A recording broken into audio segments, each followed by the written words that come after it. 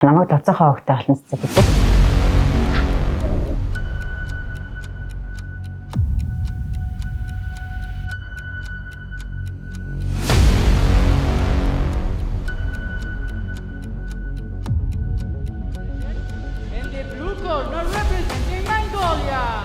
Боксын спортод эмэгтэй тамирчид бусдыг давсан хичээл зүтгэл, бэлтгэл сургуулилт, төвчээрийг гаргаснаар амжилтанд хүрдэг. Монголын эмэгтэй боксчдын хувьд саяхныг болтол тулгарч байсан асуудлууд одоо гэрн бүрэн шийдэгдээгүй асуудлууд байсаар байна. Дэлхийн аврах шалгаруулах тэмцээний хос медальт алтан цэцгийн амжилтын зам төдийгүй зоримог тэмцэл Монголын эмэгтэй боксчдын ертөнцид өөрчлөлт авчирсан түүхийг хуваалцах гэж байна. Түүний үзүүлсэн спортын амжилт, ирээдүйн эмэгтэй тамирчдын төлөөх тэмцэл, хангалттай анхаарал авч чадалгүй дутуу үнэлэгдэж ирсэн эмэгтэй боксчдод олон нийт анхаарлаа хандуулах эхлэл болсон юм. Азийн аваргын хашаа хүрэл медальт, дэлхийн аваргын хашаа медальт, Монголын эмэгтэй анхны мөнгөн медаль, хос медаль их орондоо авчирсан алтан цэцэг байна. Би болохоор яг боксер шил өөрөө бас нэг сахилахгүй байсан болохоор тэгээд миний хувьд болохоор нэг хүмүүжил, тэгэхээр одоо нэг гэр бүлийн хүмүүжлээсээ биш, одоо нэг спортоос гадуур яаж өөрийгөө зөв соёлтой авч явах вэ гэдэг үднэс энэ намайг гоё даваа гоё санагдаж эхэлсэн сонирхолтой. Даадгуур маш сайн биелүүлдэг. Ерөнхийдөө өөрөө төрөлхийн мэдрэмжтэй. Энэ болохоор 2013 оны одоо залуучуудын улсын аврах шалгаруулах тэмцээнд анх удаа орж ирсэн. 2013 онд яг оюутан болж ирээд хатад залуучуудын дэлхийн аврагт явна гэж байвал машины аварт орж ирсэн. Жогоо харамсмаар юм тэр тэмцээнд явах гэж явж байгаа одоо машинд мөргүүлээд бас гэртээр бас тодорхой хугацаанд 2 жил ирсэн ингээд амжилт ингээд жоохон царцсан. Тэр үед бол ингээд яг юу болчихваа. Одоо миний одоо амжилт гарах юм уу ингээд өндөрчлөөтэй гэсэн бодол амир гарсан. Тэр үед бол тодорхой хэмжээний бол одоо багш нарын хил амд оржлох одоо бидний эрх зүйлээс бүр шал өөр давж харьцах тийм зүйл амир гарч ирсэн. Тэгээ үргэлж байнга нөгөө машины аварт орж ирсэн. Ийм үе дандаа мэдрэл ийм удаа өмнөж одоо энэ спортоор явах юм одоо спортоо болчих. Энэ дарамт олонод дээр амир хэрсэн. Тэгээд ерөөсөө нэг октодтой зөв болоосоо хайцаж чаддгүй байсан. Өргөж дамтанд ор байлгадаг гэсэн. Тийм учраас амжилт гарах чаддгүй. Ослын араас иргэн босож, бэлтгэлээ үргэлжлүүлэн шигшээ багт орж, Монголын арт түмнийг бахархуулсан амжилтуудыг тэрээр араас нь гаргаж байлаа. Гэвч осол гэмтэл түүний даван гарах цор ганц бэрхшээл байсангүй. Бусдаас ирэх дарамт, өмнө нь хэний ч сүйж зогсоогүй асуудлуудыг тэр даван гарах хэрэгтэй болов. Гэхдээ зөвхөн өөрийн төлөө биш, хожимын тамирчид хайрладаг спортынхон төлөө тэр дуу хоолойгоо өргөж тэмцэхээ шийджээ. Боксын эмэгтэй шигшээ багийн дасгалжуулагч тамирчдын бид зохисгүй байдлаар хүрч, зөө бус хандлага, үг яриа хэрэгэлдэг байсныг таслан зогсоохыг хүссэн түүний зоригтой дуу хоолой эцэст нь олонний анхааралд хүрч, тус хэрэгтэй холбогдуулан тухайн үеийн хууль зүйн сайд, Монголын боксын албаны ерөнхийлөгч Нямбаатар эмэгтэй багийн дасгалжуулагчийг чөлөөлсөн гэх мэдээллийг 2022 оны 9-р сард гаргаж байв. Охтуудыг одоо надаас бусны бүх охтуудыг ингээл одоо биеийн бос үйл явцал гаргаж ирсэн.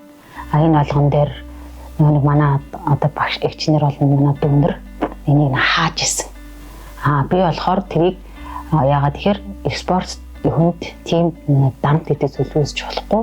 Тийм учраас өөрснийхөө төлөө хэлж ярих үгтэй гээд би яг тэр үед одоо багшрахаа эсрэг нэлээд явж ирсэн. Өмнө нь бол яг багш дасгалжуулагч бол ирээний гаргаж байгаа үед янз янзын аршаан муу мухай үйл маш их гаргадаг байсан. Одоо гар хөлөө явуулаач тэ, олигтой явуулаач тэ, иймэрхүү маш их гардаг. Тэгээ гараа явуулаач тэ, жигшээний ийм үг үйлдэл гардаг байсан. Манайхаа ер нь бол эмэгтэй эрэгтэй бүх үйлбэд бараг 16 жил, бараг 15 жил бид нар цог бэлтгэл сургуультаа маш хийж явж ирсэн. Тэр үед болохоор эрчүүдтэй эрчүүдийн гар маш хүнд. Би бол эрэгтэй тамирчтай бол нэлээд унж, нэлээд хавиргаа хуглуулж ирсэн.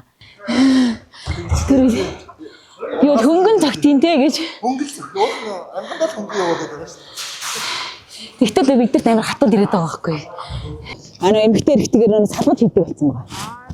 Тий. Сая энэ 2026 оны 1 сараас хаваад л яг он юу агаал явдсан шүү дээ. Одоо он жоо ингээ урлан гэнүүд юу он ингээл дамжаа явах тусам одоо яг манайх одоо Аз болон Европчуудтайгаа адилхан нэгэн жигдтэй одоо эмэгтэй хүн одоо ирэнгийнээр гарахаар тэр хүнд яаж урамшуул олгож яаж үг хэлж тэр хүний ирэнгийнээр гаргадаг гэдэг юм маш их хэлдэг болсон.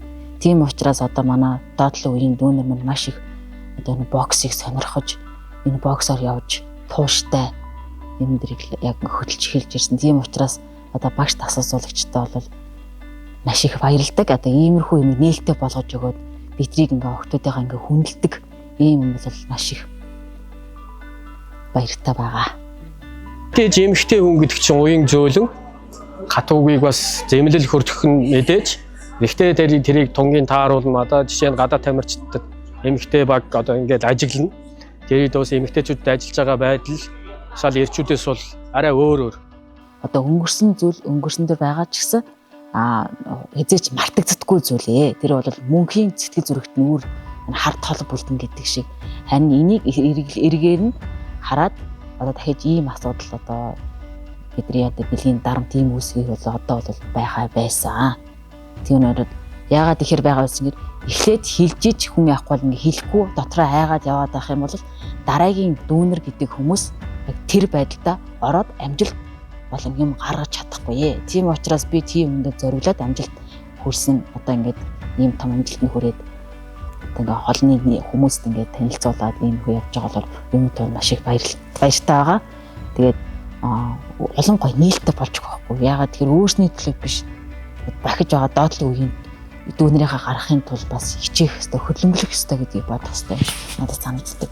Би дүрм журам маш их гаргаасаа гэж боддог. Яагаад тэгэхээр бид нар нөгөө дүрм журам бид нар хөрсөн яг үндэ мэдтгүй байгаа шүү дээ. Бид нар дүрм журам мэддэг бол бид нар одоо хүмүүст одоо эмэгтэй боксыг тийм гэдэг дүрм журамтай бол бид нар ярина. Дүрм журам байхгүй болохоор би яг яаж талаас яаж ярих байсан мэдгүй байгаа.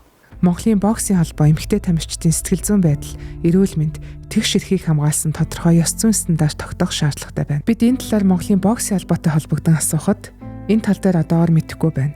Бид Азийн боксийн аврагын тэмцээний үйл ажиллагаанд анхаарал завгүй байна. Тиймээс эргээд холбогдгийг их хариултыг өгсөн юм.